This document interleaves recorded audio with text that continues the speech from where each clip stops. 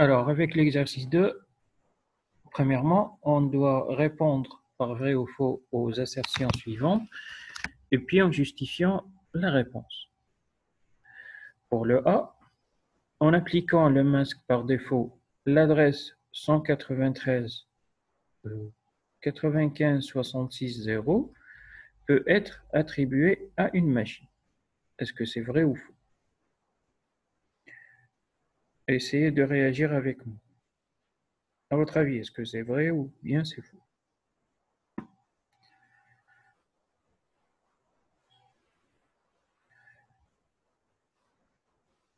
Non. Pourquoi? Pourquoi on ne peut pas attribuer cette adresse? Bien sûr, ça c'est faux. Oui, c'est faux. Et la justification, c'est parce qu'elle est réservée au réseau. Exactement. On est en présence d'une adresse réseau et une adresse réseau ne peut pas être attribuée comme adresse IP pour un client. Alors, la réponse, c'est faux. La justification, parce que cette adresse, c'est une adresse réseau et non pas une adresse pour les clients. Deuxième, un serveur DSCP est capable d'allouer une adresse IP à un client en fonction de son adresse IP, de son adresse MAC, pardon.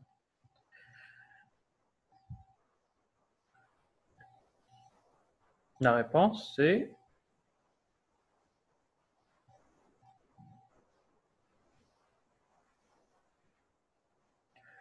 alors c'est complètement vrai. La réponse, c'est vrai. Parce que déjà, en fonction de son adresse MAC, parce que au début, le client ne possède pas d'adresse IP. On s'est dit que le client, au départ, ne possède pas d'adresse IP. Alors, comment acheminer les messages ou comment faire les transactions entre le serveur DSCP et le client sans avoir cette adresse IP? On va se servir de l'adresse MAC qui va nous servir de support pour transmettre ou pour faire les transactions jusqu'à obtenir une adresse IP. Et après, on va établir aussi un couple en fonction de l'adresse IP, un couple adresse IP, adresse MAC aussi. On aura à associer cette adresse IP avec l'adresse MAC correspondante pour dire que le client qui possède cette adresse IP possède aussi l'adresse MAC suivante. Alors, pour la B, c'est vrai. Pour la C, un client DSCP obtient systématiquement la même adresse IP chaque fois qu'il effectue la demande. Alors, pour cette expression, c'est directement faux. Parce que il y a uniquement un mot qui va nous rendre cette phrase ou cette assertion fausse. C'est le mot systématique. C'est-à-dire qu'à chaque fois que je vais faire la demande, je vais obtenir la même adresse IP. Mais non, ici, je peux obtenir la même adresse IP comme je peux avoir une autre adresse IP en fonction du serveur et en fonction de l'intervalle du serveur. Est-ce que l'adresse IP que je possédais avant de se déconnecter était une adresse IP qui a été allouée pour un autre client ou pas? Si elle est vide, on peut la redemander et le serveur peut nous donner cette adresse si elle est libre, bien sûr. Sinon, on peut avoir une autre adresse IP et pas systématiquement la même adresse.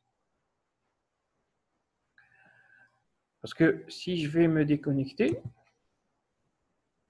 ou un client qui va se déconnecter brusquement suite à une coupure d'électricité ou n'importe quelle raison, dès qu'il va reprendre la connexion avec le serveur DSCP, il va essayer de demander l'adresse IP qu'il a possédée avant de faire la déconnexion. Parce qu'il va garder ces informations sur son PC. Sur la mémoire cache, il va garder cette adresse IP Et dès qu'il va se reconnecter, il va directement redemander cette adresse IP au serveur DHCP.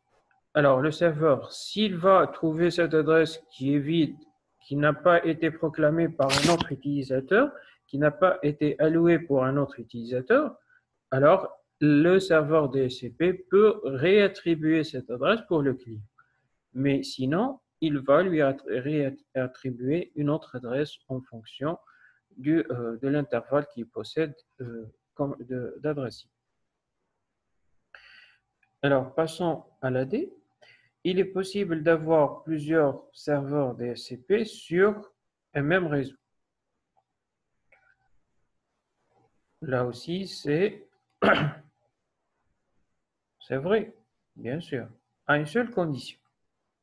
C'est vrai, je peux avoir plusieurs serveurs DHCP sur un même réseau, mais à une seule condition d'avoir à la fin un seul serveur qui va commander le tout. Je peux partager, je peux avoir plusieurs serveurs. Par exemple, le serveur 1 qui va avoir un premier intervalle, serveur 2 qui possède un deuxième intervalle, et ainsi de suite. Mais à la fin, vous allez avoir un seul serveur qui va commander le tout, et aussi, on doit avoir des serveurs qui ne vont pas se chevaucher en matière d'adresse. C'est-à-dire, je ne peux pas avoir deux adresses sur deux serveurs différents. Je dois avoir une décorrélation en matière d'adresse, en matière d'intervalle d'adresse de ces serveurs. Alors, ça, c'est vrai, mais à condition d'avoir une décorrélation en matière d'intervalle d'adressage et aussi avoir à la fin un seul serveur qui va commander le tout.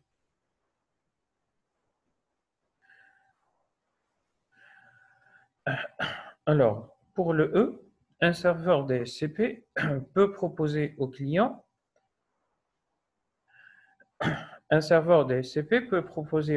l'adresse du routeur par défaut. Et là, c'est complètement faux, bien sûr. Alors, directement sur ces cas, tout ce qui est adresse réseau, tout ce qui est passerelle, tout ce qui est adresse routeur, tout ce qui est adresse du serveur ne peut pas être donné comme adresse pour le client. Ce sont des adresses réservées et ces adresses ne peuvent jamais être dans l'intervalle d'attribution d'adresse.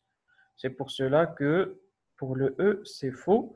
On ne peut pas donner l'adresse du routeur.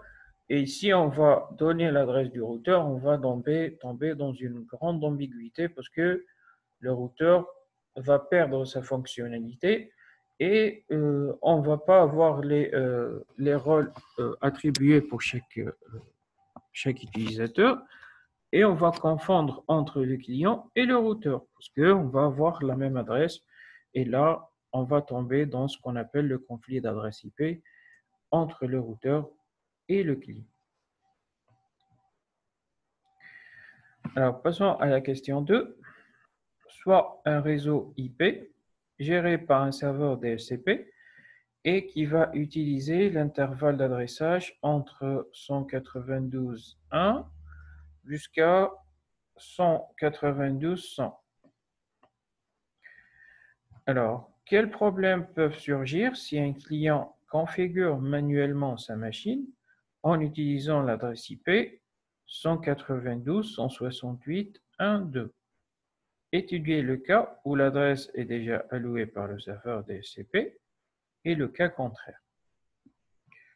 Là, on est en train de dire que j'ai un intervalle d'adressage et puis qu'est-ce que je vais faire? Je vais essayer de configurer manuellement mon adresse à ça, c'est-à-dire forcer l'adressage vers 192.168.1 et 2. Alors, on aura deux cas. On aura le premier cas et on aura le deuxième cas.